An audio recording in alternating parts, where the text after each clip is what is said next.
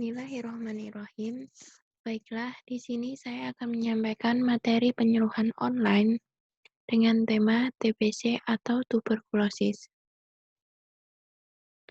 Apa itu tuberkulosis?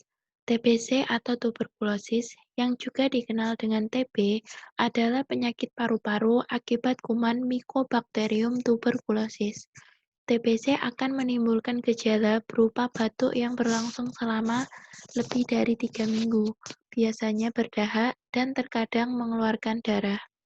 Kuman TBC tidak hanya menyerang paru-paru, tetapi juga bisa menyerang tulang, usus, atau kelenjar. Penyakit ini ditularkan dari percikan ludah yang keluar ketika penderita TBC berbicara, batuk, atau bersin. Penyakit ini lebih rentan terkena pada seseorang yang kekebalan tubuhnya rendah, misalnya penderita HIV. Penyakit TBC pada saat ini masih menjadi beban masalah kesehatan di Indonesia. Dan saat Indonesia juga menghadapi wabah COVID-19, virus ini justru harus lebih diwaspadai pasien TBC. Kedua penyakit ini adalah pandemi pernapasan yang menular melalui droplet atau percikan, menyerang rentang usia yang luas seperti diantaranya orang lanjut usia dan orang yang memiliki kondisi kesehatan khusus seperti mereka yang memiliki gangguan kronis pada paru, bahkan pada anak-anak. Bagaimana cara penularan TBC? Tuberkulosis ditularkan melalui droplet atau percikan dahak atau titik-titik air dari bersin atau batuk dari orang yang terinfeksi kuman tuberkulosis. Bakteri TBC terhisap melalui saluran pernapasan, masuk ke dalam paru, kemudian bakteri masuk lagi ke saluran limfoparu, dan dari ini bakteri TBC menyebar ke seluruh tubuh melalui aliran darah. Melalui aliran darah inilah bakteri TBC menyebar ke berbagai organ tubuh.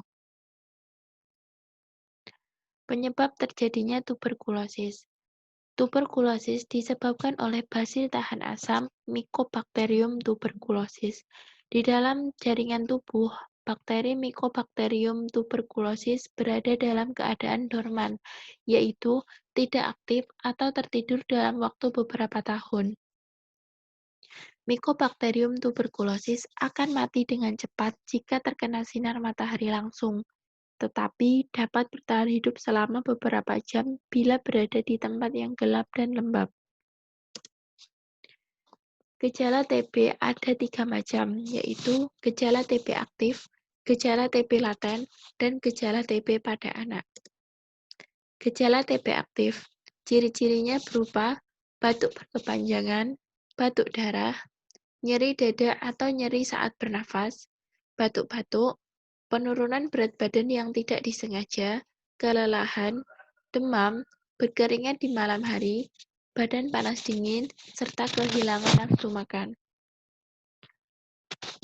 Gejala TB laten. Pada sebagian orang yang terinfeksi, bakteri TB bisa tetap tidak aktif dan tidak menimbulkan gejala.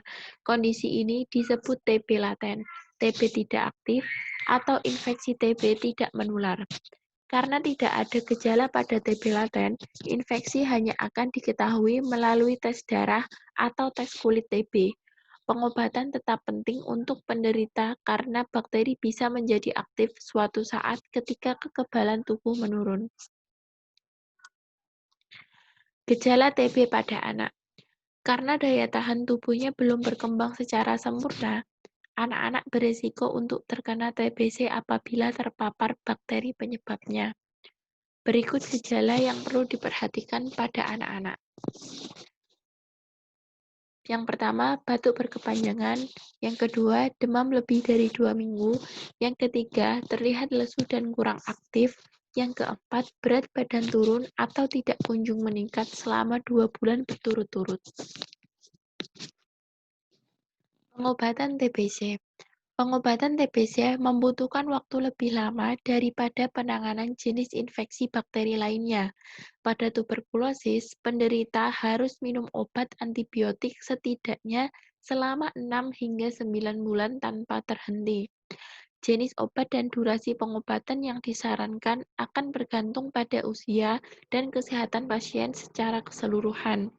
Kemungkinan resistensi obat, jenis TB laten atau aktif, dan lokasi infeksi di dalam tubuh. Jika menderita TB laten, biasanya cukup mengonsumsi satu jenis obat TBC saja.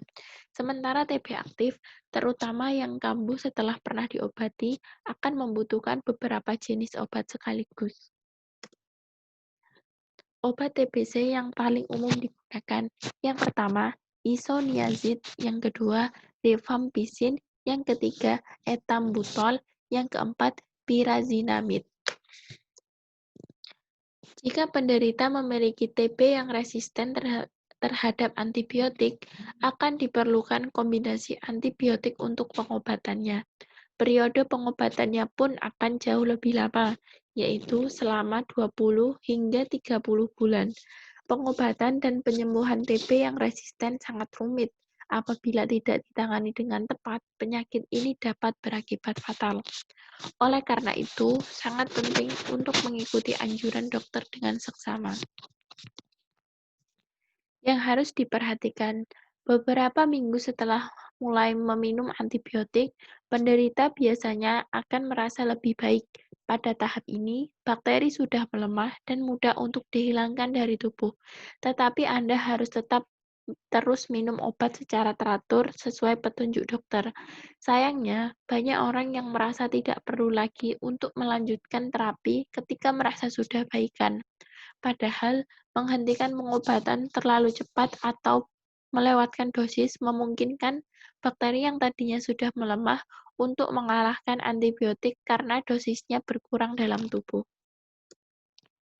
Sebagai akibatnya, bakteri menjadi resisten terhadap antibiotik yang telah Anda gunakan dan menyebabkan TB yang jauh lebih berbahaya serta sulit diobati. Agar penderita TBC bisa bertahan dalam menjalani pengobatan, sebuah program yang disebut terapi pengamatan langsung bisa direkomendasikan. Dalam pendekatan DOTS, penderita akan didampingi untuk minum obat agar lebih patuh dalam mengonsumsinya. Salah satu perlindungan dari penyakit TBC adalah vaksinasi BCG. Vaksin ini termasuk salah satu vaksin rekomendasi imunisasi dasar anak.